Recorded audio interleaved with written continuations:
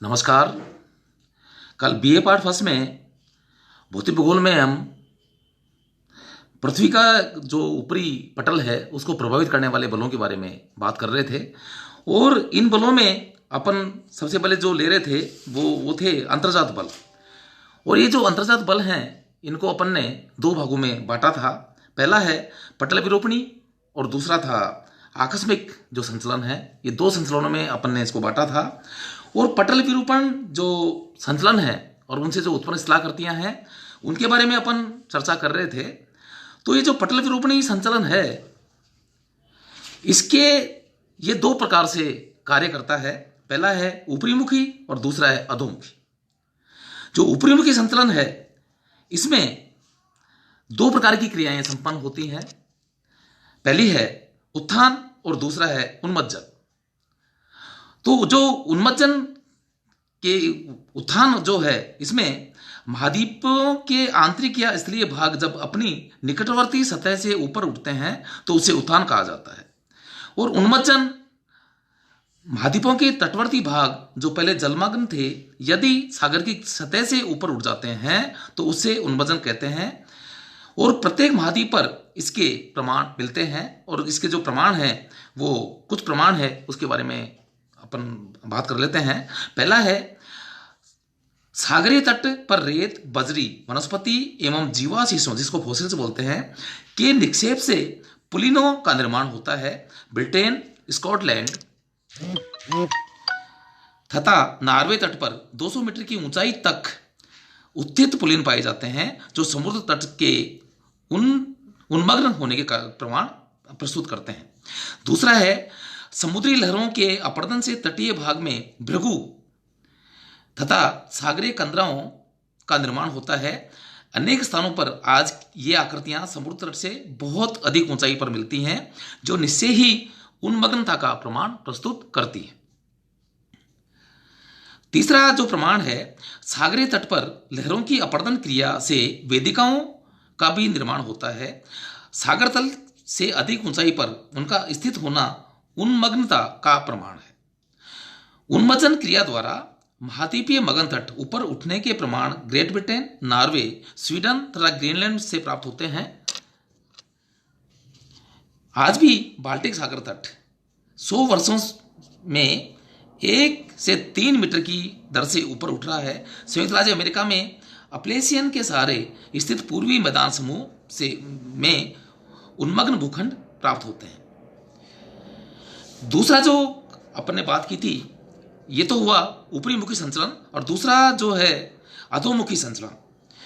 इस संचलन में भूमि का धसाव होता है और ये जो क्रिया होती है ये दो प्रकार से संपन्न होती है। पहला है अवतलन। इसके अंतर्गत महाद्वीपों के आंतरिक भाग में स्थानीय अथवा प्रादेशिक स्तर पर भूमि आसपास की सतह से नीचे धस जाती है, इसको अवतलन कहा जाता है। दूसरा है निमज्जन। इसमें तटवर्ती भाग में भूखंड के सागर तल से नीचे डूबने की जो क्रिया होती है उसको निमज्जन कहा जाता है। और ये इसके जो निमज्जन है इसके प्रमाण भी हमें मिलते हैं जो मैं आपको बता रहा हूं। पहला जो प्रमाण है निमज्जन का वो स्कॉटलैंड एवं इंग्लैंड में समुद्र के भीतर तक कोयले की परतों के रूप में निमज्जन के प्रमाण मिलते हैं। दूसरा ब्रिटेन के डेवन एवं कॉर्नवाल तट एवं मुंबई के प्रिंस डॉक के निकट डूबे हुए वन प्राप्त हुए हैं जो जलमग्न होने के प्रमाण हैं। तीसरा मैक्सिको की खाड़ी का उत्तरी तट पिछली कई शताब्दियों से जलमग्न हुआ है। तो ये कुछ इसके प्रमाण हैं निमज्जन के। और जो कि जैसे कि मैंने बताया आपको कि तटवर्ती जो भाग जो होता है और जो भूखंड होता है तटवर्ती वो सागर तल के नीचे चला जाता है या डूब जाता है, उसको निमज्जन कहा जाता है। और दूसरा अपन ने देखा था ये जो पटल विरूपणी जो संचलन है इसमें ये तो हुआ महादेशीय संचलन के प्रमाण। दूसरा है पर्वतीय संचलन। लैटिन भाषा के ओरोज का अर्थ पर्वत होता है। पर्वत निर्माणकारी संचलन क्षैतिज अथवा स्पर्शीय शक्ति द्वारा उत्पन्न होते हैं। क्षैतिज संचलन से तनाव या संपीड़न उत्पन्न होते हैं। जब किसी भूखंड पर क्षैतिज बल दो विपरीत दिशाओं में कार्य करता है तो उसे तनाव कहते हैं। इसे शैल स्तरों में स्थानांतरण होता है तथा चटकने, दरार एवं भ्रंश पड़ जाते हैं। किंतु जब भूखंड पर क्षैतिज बल एक ही दिशा में कार्य करते हैं तो संपीड़न उत्पन्न होता है, जिससे भूखंड पर वृहद संचलन एवं वलन पड़ जाते हैं। भूपटल पर उच्चावच के निर्माण में पर्वत निर्माणकारी संचलन अधिक महत्वपूर्ण होते हैं। पर्वत निर्माण की क्रिया अकस्मात नहीं होती है, केवल ज्वालामुखी पर्वत आकस्मिक रूप से बनते हैं। अन्यथा पर्वतों का निर्माण एक दीर्घकालिक घटना है। भूगर्भ में धीरे धीरे आवश्यक बल का संग्रह होता रहता है, जिसके द्वारा व्यापक रूप से भ्रंशन एवं वलन क्रियाओं द्वारा पर्वत एवं अन्य भूपृष्ठीय संरचनाओं की उत्पत्ति होती है। इस क्रिया द्वारा आग्नेय शैलों की अपेक्षा तलछटी एवं कायांतरित शैलें अधिक प्रभावित होती हैं। इस संचलन से वृहद संचलन, वलन, भ्रंश एवं संधियां उत्पन्न होती है। अब ये जो संचलन होता है, जो पर्वतीय संचलन है, इसमें वृहद संचलन जो पहला है ये बहुत महत्वपूर्ण होता है। क्षैतिज संचलन के कारण शैल परतों का मुड़ना एवं एक स्वाभाविक प्रक्रिया है। क्षेत्रीय प्रभाव की दृष्टि से भूपटल के बंकन या मुड़ने के वृहद या लघु रूप होते हैं।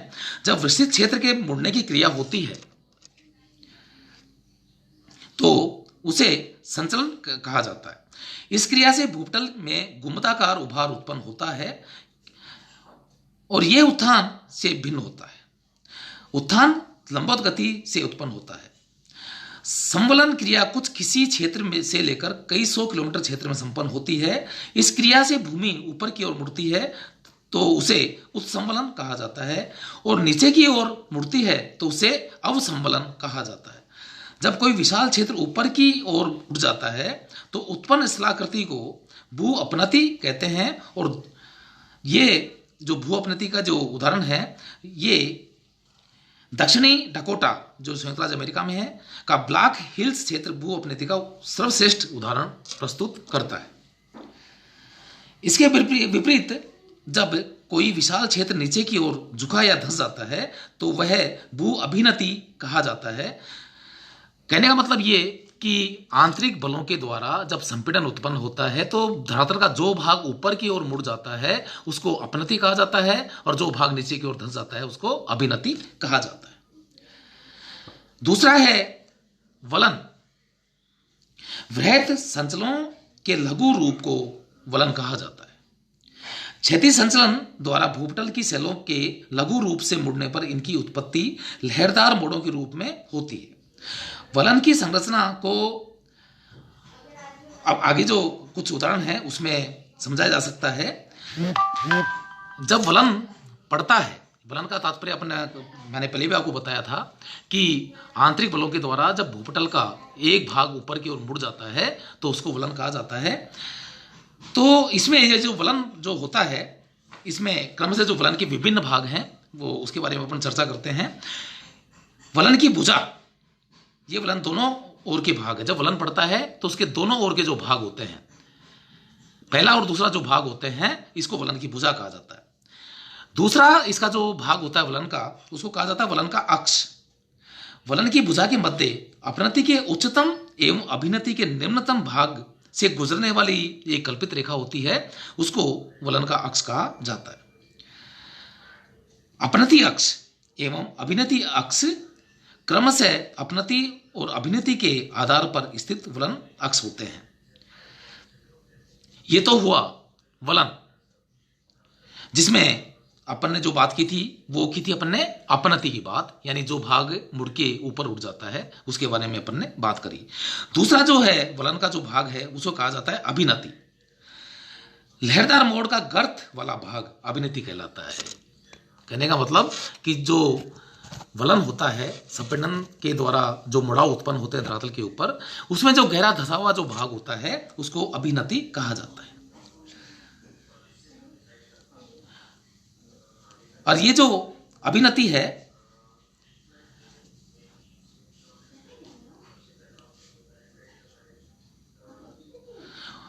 और अपनति के बारे में बताते हैं कि मोड़ के उधर भाग को अपनति कहते हैं। आकार, विस्तार, स्वरूप एवं संरचना की भिन्नता के अनुसार ये जो वलन है इनको कुछ भागों में बांटा गया है। जो वलन पढ़ते हैं संपीड़न के द्वारा उनको कुछ भागों में बांटा गया है। पहला है सममित वलन। साधारण एवं खुले हुए वलन को की दोनों भुजाएं यदि समान झुकी होती हैं तो वो सममित वलन कहा जाता है, यानी इसकी जो दोनों भुजाएं हैं वो समान रूप से झुकी हुई होती है। दूसरा है असममित वलन। यदि वलन की एक भुजा कम व दूसरी भुजा अधिक झुकी हो तो असममित वलन कहा जाता है। तीसरा एक नति या एक विघ्नत वलन। जब वलन की एक भुजा मंद ढाल एवं दूसरी भुजा समकोण बनाते हुए तीव्र ढाल प्रस्तुत करती है तो उसे एक द्विघ्नत वलन कहा जाता है। अगला है समनत वलन। यदि वलन की दोनों भुजाएं समान दिशा को झुकी हुई एवं समानांतर होती हैं तो समनत वलन का निर्माण होता है। अगला परिवलन या संयान वलन। वलन क्रिया तीव्र होने पर अधिक संपीड़न के कारण वलन की दोनों भुजाएं अत्यधिक झुक जाती हैं तथा क्षैतिज दिशा के में समानांतर क्रम से स्थित होती हैं तो ये जो आकृति बनती है उसको संयान वलन या परिवलन कहा जाता है। अगली जो आकृति बनती है उसको कहा जाता है नापे या ग्रीवाखंड। अत्यधिक संपीड़न के कारण यदि परिवलन टूट जाते हैं और उनकी एक भुजा दूसरे पर चढ़ जाती है तो ये जटिल वलन ग्रीवाखंड या नापे कहलाता है। इसके इस आकार के प्रतिवलन भी, इसको प्रतिवलन भी कहा जाता है। अगला जो है पंखा वलन। एक वृहत वलन की भू अपनति एवं भू अभिनति में जब अनेक लघु अपनतियां और अभिनतियां बन जाती हैं या उनका निर्माण हो जाता है तो उनको समापनति और सम अभिनति कहा जाता है। इनकी आकृति जो होती है वो पंखे के समान होती है। अगला जो वलन है, वलन का प्रकार है खुले या बंद वलन।